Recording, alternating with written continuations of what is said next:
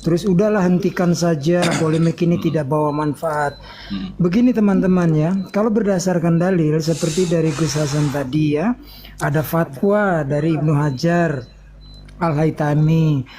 Jadi kita ini diminta untuk menjaga kemurnian Nabi Muhammad agar jangan orang mengaku-ngaku seenak udele dewe ya. Terus kemudian yang kedua dari Imam Suyuti, kalau orang mengaku-ngaku itu minta bukti supaya tervalidasi. Kenapa? Karena Nabi Muhammad SAW itu rahmatan lil alamin. Walaupun fakta ada yang tidak beriman, orang-orang di luar Islam kepada beliau SAW. Kalau orang mengaku cucu atau anak dari Bung Karno, bukan urusan kita, itu urusannya Ibu Megawati Soekarno Putri dengan keluarga besarnya. Tapi kalau mengaku kami dalam tubuh kami mengalir darah Nabi, tunggu dulu. Itu bukan Nabi lu doang, Nabi kita semua umat Islam, bahkan seluruh dunia ya. Nah kemudian jangan dilanjut-lanjutkan. Tidak, selama kalian masih mengaku tanpa bukti, ya kita akan terus sampai ini berhenti sendiri oleh hukuman sosial. Tidak perlulah kita nanti berharap pemerintah turun tangan, MUI turun tangan. Tugas kita semua menyadarkan para muhibin, jangan dibenci. Mereka itu sedang kesirep, sedang terhipnotis. Mereka itu saudara-saudara kita yang dipergunakan menjadi alat untuk saling tawuran antar kita. Kan gak lucu ini. Nah kemudian tadi bagus itu Gus Hasan, Anda siapa titik koma ya, mau bicara tentang nasab atau perilaku. Beda ini, dua hal yang berbeda. Kemudian saya kira ya, pengamatan saya berdiskusi ataupun berdebat di komal-komal nasab, para muhibin ini seperti memakai kacamata kuda. Kita jangan memakai kacamata kuda teman-teman. Cerita yang baik itu selalu harus dua sisi. Good story always from both side. Jadi kita dengarkan apa kata klan Ba'alawi dan pembela klan Ba'alawi. Kita dengarkan orang-orang yang punya keahlian dan berpendapat bahwa Ba'alawi bukan zuriat Nabi. Di situ peran kita diajarkan oleh Islam. Kalau ada informasi, check and recheck. Lalu analisa. Setelah analisa baru kita mengambil keputusan. Tadinya juga saya ditegur itu, Unggul, lu kan kristolog, ngapain bicara nasab? Serahkan saja kepada ahlinya. Betul, saya bukan ahli nasab, tetapi kan saya punya pandangan berdasarkan mengumpulkan semua informasi dari Gus Wafi, Gus Rumel, Robito, dari Kiai Haji Imad, dari Profesor Menachem Ali, dari Tengku Muda Kori, dari Gus Hasan. Nah dari situ saya melihat ternyata nilai akademis adanya di pihak yang minta bukti dan validasi. Islam itu bukan agama imani saja. Betul kita memiliki iman, faith, tetapi Islam juga mengajarkan bertebaran ayat-ayat dalam Al-Quran.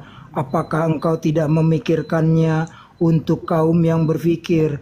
Kalau kita teman-teman meragukan apakah Allah ada, apakah Muhammad SAW khataman nabiyyin, apakah Al-Quran benar-benar firman Allah, itu kafir, jelas kafir.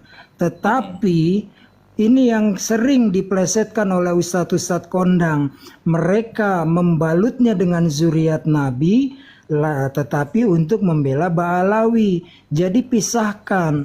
Sungguh jahat kalau orang yang meminta bukti dan validasi dianggap pembenci Nabi. Bohong. Tidak ada satu orang Islam dimanapun, sekalipun yang mualaf, membenci Nabi Muhammad SAW, membenci zuriatnya, ya. Jadi bedakan Zuriat sudah pasti kita sayangi, kita hormati, kita cintai, kita doakan dalam tiap sholat kita ya. Nabi Muhammad SAW dan keluarganya, Nabi Ibrahim alaihissalam, itu kita doakan.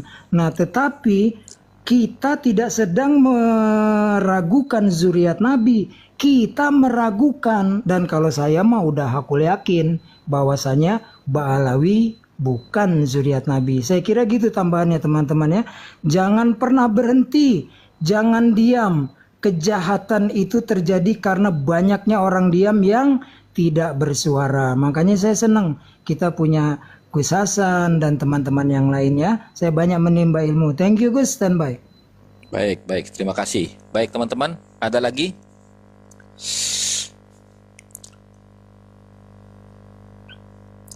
Ini luar biasa ini, Ustadz Acong ini luar biasa nih.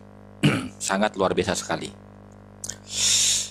Mudah-mudahan teman-teman yang lain itu juga memiliki pola pikir dan daya kritis seperti Ustadz Acong ini. Monggo teman-teman yang lain, alap-alap Mataram mungkin ada yang mau disampaikan, ada yang mau dinarasikan.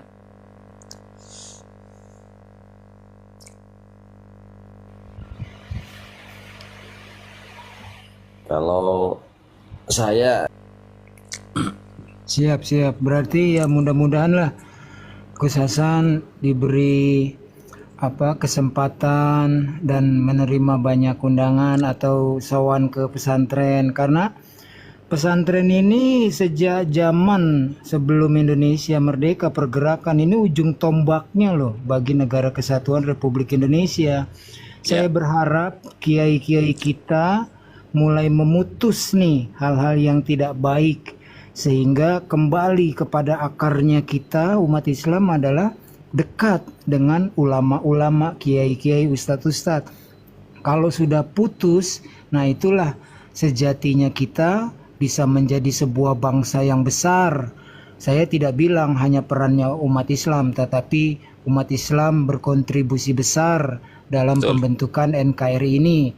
Negara kita sekarang ini memang banyak permasalahan. Jadi kenapa cuma Ba'alawi doang? Itu koruptor banyak. Saya jawab, koruptor tidak menyeret kita ke neraka, tetapi yang menyeret kita ke neraka adalah minta sama kuburan. Lanjut Gus, standby. Ya, betul. Jadi begini ya teman-teman, memang kronologi penelitian yang dilakukan oleh Kiai Haji Imaduddin Usman Al-Bantani itu memang berangkat dari perilaku ya yang tidak baik dari beberapa oknum klan Ba'alawi. Nah, sehingga Kiai Imad itu terdorong untuk melakukan penelitian itu. Itu ya. Nah, sehingga ketika diteliti nasabnya, karena memang mereka ini berbuat hal-hal yang tidak baik itu, atau perilaku ucapan yang anarkis, itu menyandarkan dirinya kepada keturunan Nabi Muhammad SAW. Sehingga Kiai Imad itu meneliti keabsahan nasabnya itu. Ternyata ketika nasabnya itu diteliti dan hasilnya adalah terputusnya sanad periwayatan daripada nasabnya Ba'alawi kepada Rasulullah yang dia klaim melalui Ubaidillah bin Ahmad bin Isa, maka ini ya sudah bukan ranahnya perilaku. Memang pemicu utamanya adalah perilaku. Tapi kalau sudah bicara nasab, ini sudah tidak bicara perilaku, mau yang baik, mau yang tidak, ya terputus nasabnya sudah. Gak boleh dia mengaku-ngaku sebagai zuriyahnya Nabi sebelum mereka itu membuktikan berdasarkan kaedah-kaedah ilmu nasab. Ya, baik itu yang berperilaku sopan, apalagi yang anarkis, gitu loh teman-teman. Jadi dibedakan antara perilaku dengan nasab gitu loh. Ya kan? Karena nasab, ketersambungan nasab ini tidak dilihat dari perilaku baik dan buruknya orang. Boleh jadi ada nasabnya yang bersambung kepada Nabi Muhammad tapi perilakunya kurang baik, ya ada pasti itu. Namanya manusia pasti ada gitu loh. Tapi juga ada orang yang nasabnya tidak bersambung kemana-mana, tapi perilakunya baik, gitu loh. Artinya di Parah, sini, udah nggak tersambung, perilakunya buruk, parah itu nah, Gus. itu lebih parah lagi, gitu, gitu ya. Oke, monggo, silakan teman-teman, lanjut. Ini Gus, kita sapa dulu Gus, tamu baru Gus. Oh ya, Bang siapa ini? Bang Humdi. Bang Humdi ya, silakan Bang Humdi.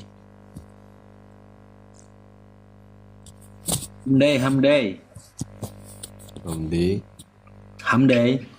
Ya, Mas. assalamualaikum. Assalamualaikum warahmatullahi. Dengar nggak? Waalaikumsalam warahmatullahi wabarakatuh. Iya, salam kenal nih. Saya dari Los Angeles. Widih. Kebetulan kita ini di Masjid At-Thohir, Majelis Community Indonesia di sini Ya. di Los Angeles. Jadi khususnya saya mengikuti terus karena di masjid itu juga ada juga beberapa oknum bin Lewi, saya panggil bin Lewi ya, bukan Baalwi. Itu Baalwi itu dari bin Lewi, Ya. dari Yahudi ya.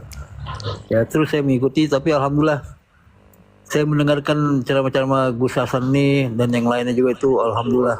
Berarti kita ini NU ini udah mulai merdeka dari majikan nih kita nih. hampir dari semua. Tinggal kita bebas merdeka dari kiai-kiai yang mungkin ini nih. Susah juga nih.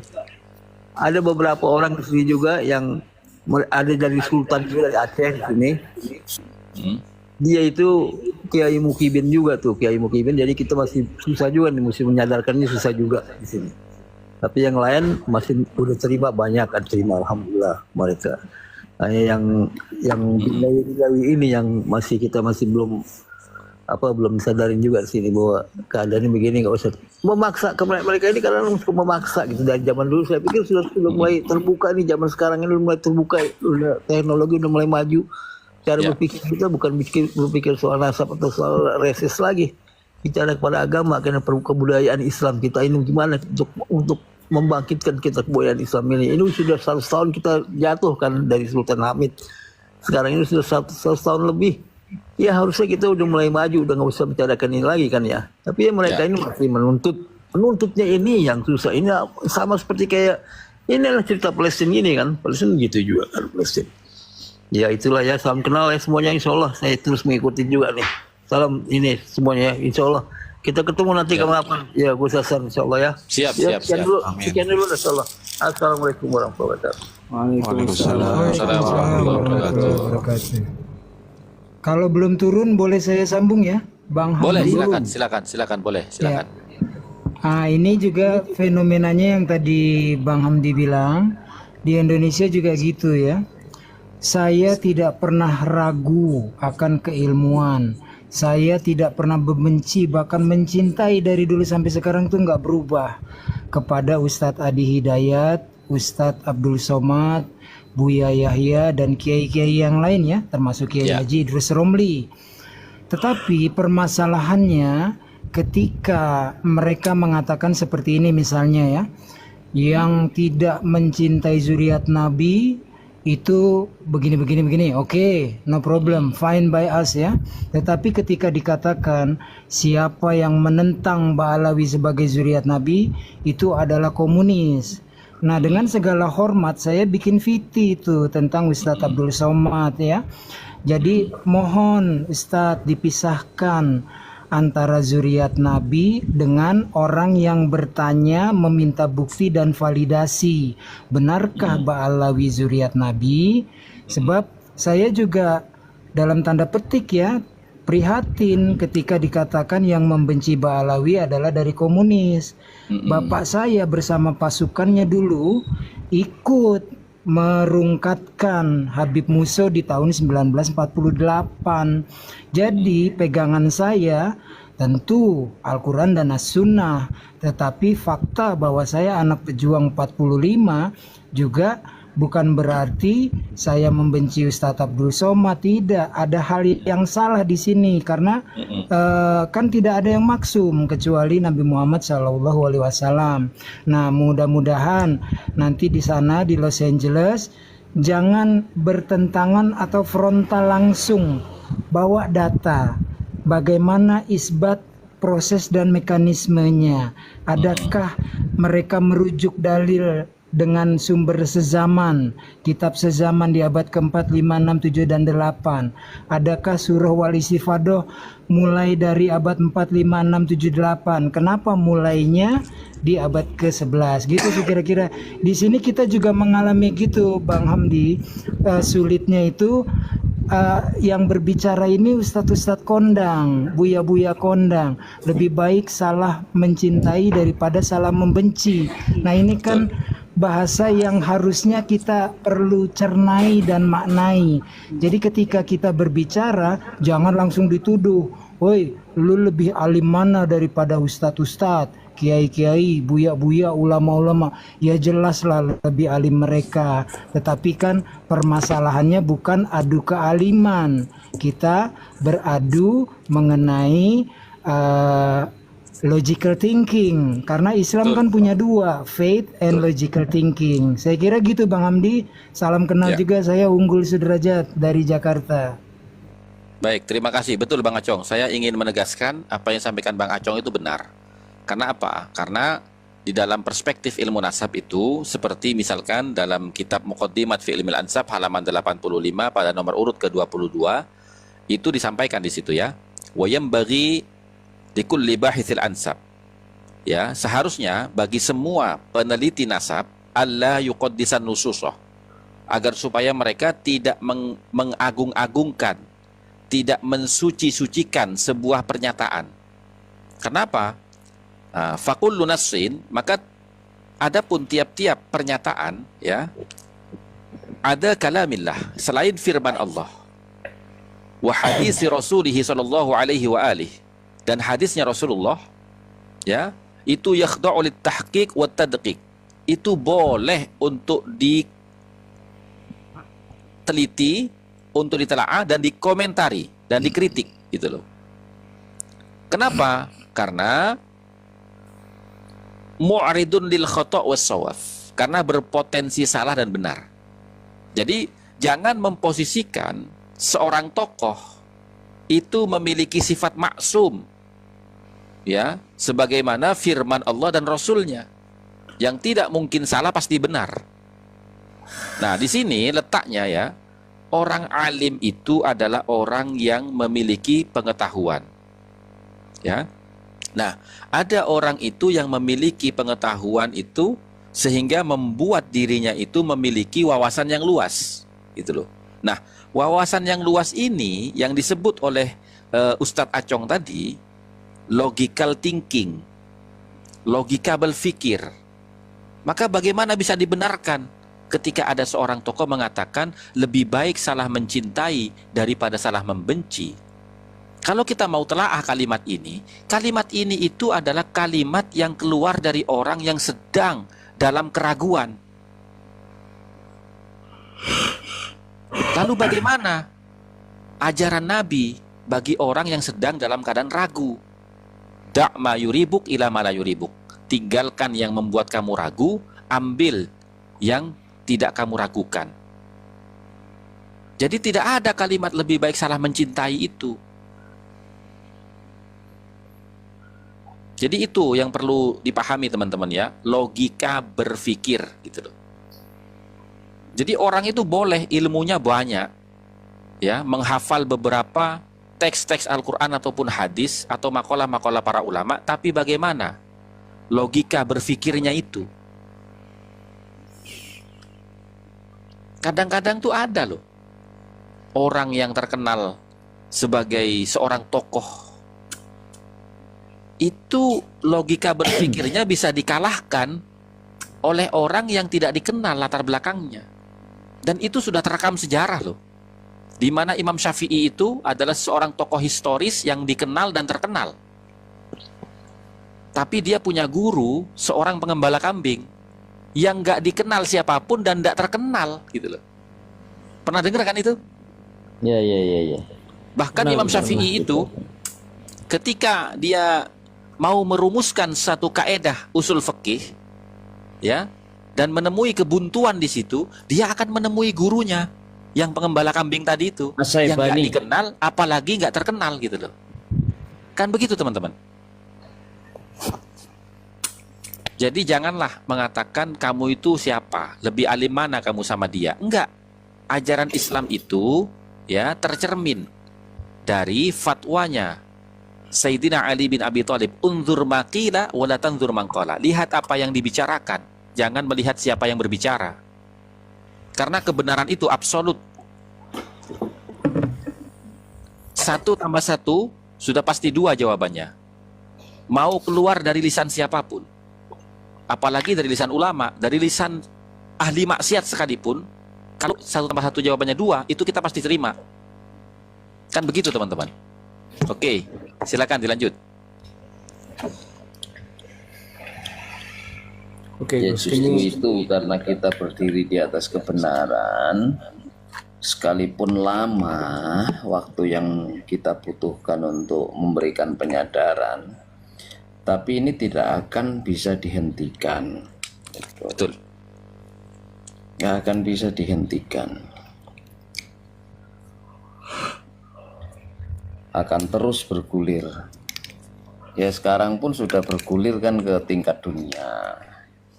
Yang tadinya ya seperti yang kemarin Gus Hasan ceritakan gitu, mengenai siapa yang mufti Mesir itu, ketika ditanya sama Kiai Kholib pun nggak ada jawaban kan sampai saat ini Belum. untuk hujahnya itu. Ya, belum. Kan belum ada jawaban dan nggak akan ada jawaban, Gus. Nggak akan. Saya yakin itu. Karena apa? Karena memang ya mohon maaf nih, tanpa mengurangi rasa hormat kepada Syekh Ali Jum'ah, beliau juga pernah kena kasus dulu kan, membuat pernyataan Ratu Inggris adalah zuriyahnya Kanjeng Nabi Muhammad, dan ketika ditanya dia pun nggak bisa jawab. Ya kan sama seperti itu.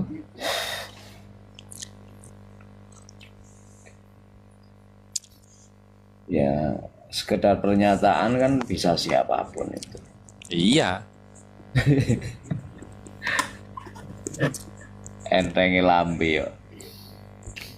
Ya, monggo. Ini ada Bang Sitrun. Monggo Bang Sitrun. Assalamualaikum.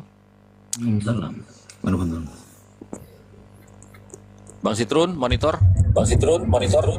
Assalamualaikum. Waalaikumsalam warahmatullahi wabarakatuh. Berisik ya. Lagi di tol ini soalnya. Iya luar biasa, masya Allah. Tadi siapa tadi titik koma itu ya, nanggapi titik koma, nanggapi Kang Acong. Aku setuju dengan Kang Acong. Memang polemik ini nggak boleh berhenti sampai di sini. Walaupun sudah 2 tahun nggak selesai-selesai, toh yang harus menyelesaikan bukan kita, tapi mereka gitu. Ya. Kenapa nggak dibalik? Tadi titik koma bilang, sudahlah nggak usah bahas nasab, nggak ada urgensinya gini. Coba dibalik, cobalah kamu ngaku aja bukan cucu Nabi gitu loh. Kan selesai kan gitu loh. Ya. Ya kan? Ya. Nah, terus masalahnya bukan apa, kita balik ke 5 tahun 10 tahun yang lalu lah, ketika Kiai Imad itu belum meneliti, mereka masih merasa cucu Nabi. Lihat bagaimana perilaku mereka. Kita ambil perilaku imamnya aja lah, pentolannya, buat gambaran semua itu. Pentolannya aja merasa cucu Nabi itu berani merendahkan seorang presiden, seorang Gus Dur gitu ya. Itu yang dikatakan imam loh, pimpinannya gitu, tokohnya, tokoh Ba'alawi. Kenapa? Karena mereka merasa paling mulia, merasa lebih terhormat, lebih mulia daripada siapapun, sekalipun itu presiden atau Gus Dur sekalipun gitu loh. Nah, kalau polemik nasab ini berakhir 1 bulan, 2 bulan, atau 2 tahun inilah berakhir, nggak ada yang bahas nasab lagi, kita semua berhenti komal, nggak bicarakan nasab lagi, oke, Tapi apakah mereka berhenti juga untuk mengaku bahwa dirinya itu cucu Nabi? Nggak mungkin juga. Semakin pendek umur polemik ini, mereka semakin kuat untuk mendoktrin orang Islam itu atau kaum muslimin itu untuk mengakui bahwa mereka benar-benar cucu Nabi. Jadi kalau saya berharap biar waktu yang merungkatkan mereka tuh waktu. Jadi kalau bisa polemik ini berlanjut 10-20 tahun. Jadi waktu itu yang akan merungkatkan mereka sendiri gitu loh. Seperti PKI, ya kan? PKI itu dulu kan zaman PKI belum ada sosmed. Tapi bisa rungkat itu karena dari mulut ke mulut dan terus diulang-ulang setiap tahun. Tambah lagi Presiden Soeharto bikin filmnya, ya kan? Tiap tahun disetel. Akhirnya rungkat sendiri tuh PKI. Iya. Gitu loh. Iya. Ya kan? Jadi ya sama polemik ini. Karena nggak ada jaminan mereka itu tidak bicara lagi bahwa saya cucu Nabi, bahwa saya dzurriyyah Rasul, gitu loh. Yang ada mereka tetap dengan ujubnya, dengan mentang-mentangnya cucu Nabi itu, mereka bisa melakukan lebih dari apa yang sekarang. Kita lihat aja imamnya seperti itu, berani mengkodok-kodokan Jokowi, mengiblis-ibliskan pemerintahan, ya kan? Mengkafir-kafirkan orang yang berseberangan. Bagaimana umatnya, bagaimana jamaahnya, ya kan? Dengan mentang-mentangnya cucu nabinya itu. Jadi bahaya sekali kalau masalah cucu nabi ini tidak dibahas. Jadi orang yang bilang orang muhibin sekarang yang masih percaya dengan mereka, itu muhibin yang nggak pernah lihat YouTube, nggak pernah ikut komal, cuman ikut pengajian mereka. Udah, coba kalau ikut pengajian seperti ini, yakin mereka akan taslim kok. Karena mereka masih rajin dengan majelis-majelisnya, nggak pernah punya kuota buat YouTube, makanya nggak tahu berita. Jadi tetap jadi muhibin. Jadi ya tugas kita ya sampaikanlah di warung kopi atau di mana, ya minimal viti-viti lah, viti-viti yang membuat mereka tergerak untuk ikut nimbrung gitu loh. Karena viti-viti di TikTok itu kan mesti masuk, nggak semua orang sekarang udah punya TikTok kan, semua orang udah punya Instagram, punya Facebook gitu, pasti lewat gitu. Oke, itu aja sih. Berharap polemik ini 20 tahun nggak berhenti terus. Yuk, standby. Oke, Memang terima kasih. Kalau ada yang mau naik, aku diturunkan aja ya. Ya, Aku siap. soalnya masih perjalanan. Ya, Ya, makasih. terima kasih Bang Sitrun. Terima kasih. Baik, mungkin Roy anak ada yang mau disampaikan? Roy, assalamualaikum. Waalaikumsalam. Lanjut Gus. Ya, oke, terima kasih. Disambung aja ya Gus ya. Monggo, Dari silakan, Bang silakan. Sitrun ya. Monggo silakan. Iya, ini ketika pemerintah dalam hal ini misalnya Kementerian Agama, MUI atau organisasi yang besar PBNU, NU dan Muhammadiyah tidak terlibat, jangan dikira ini tidak menjadi masalah bagi Ba'alawi. Menjadi masalah, cuma mereka tidak sadar. Karena mereka yang dikejar itu hanya kiimat ya, yang dianggap dalam bahasa Betawinya biang keroknya lah.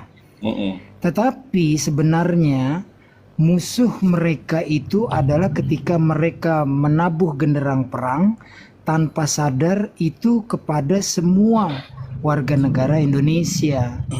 Makanya ketika ada orang selain Islam dia ikutan marah, kalau saya yakin dia marahnya karena rasa nasionalismenya ketika dikatakan misalnya Indonesia milik Aulia Tarim. Saya yakinlah bapaknya atau kakek mereka pernah ikut berjuang. Jadi akan sangat membuat perih itu ketika dikatakan Indonesia milik Aulia Tarim. Kemudian faktanya juga banyak ya, walaupun saya tidak mengadakan perhitungan, tapi adalah sebut saja 1-2 orang yang mulai sadar. Dulunya muhibin kelas berat, muhibin sejati ya. Nah, ini membuktikan bahwa pergerakan di masyarakat ini justru menjadi lebih berbahaya. Ini namanya dalam ilmu kemasyarakatan disebut proses kristalisasi, yang tadinya kita semua nggak peduli, ternyata tiba-tiba dibicarakan sampai di pelosok-pelosok. Mungkin yang tidak punya akses internet, mereka mendengar dari ustadznya, mereka mendengar dari kawan-kawannya. Ini berkembang kok, tidak hanya di Jakarta doang. Salah satu contoh misalnya yang sangat kuat ketika pangeran-pangeran Kesultanan Palembang itu ada dalam wawancaranya, saya lihat sendiri videonya. Dia ketika ditanya menceritakan pernah suatu kali ada seorang Habib meninggal, mau minta dimakamkan di pemakaman keluarga kesultanan. Kami sekeluarga menolak. Ketika ditanya kenapa, karena kami belajar dari Jawa, maksudnya dari Pulau Jawa. Jangan sampai nanti satu masuk, besok berbondong-bondong, oh saudara kami udah ada di situ duluan, nanti bisa hilang sejarah Kesultanan Palembang. Kalau kesultanan yang bicara ini, pasti itu nanti turun tuh kepada ajudannya, kepada supirnya, supir cerita kepada istri, cerita kepada tetangga. Jadi memang betul kayak Bang Sitrun tadi bilang, harus getuk tular ini, sambung menyambung.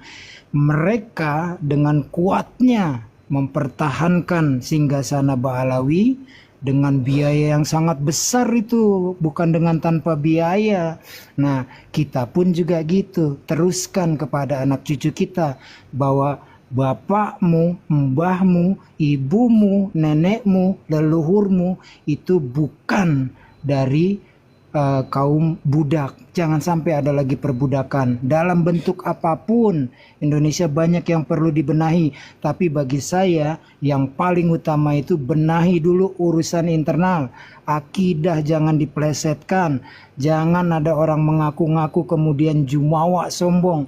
Sudahlah, dimuliakan, hidup makmur di sini, ngenyek pula kita punya kiai.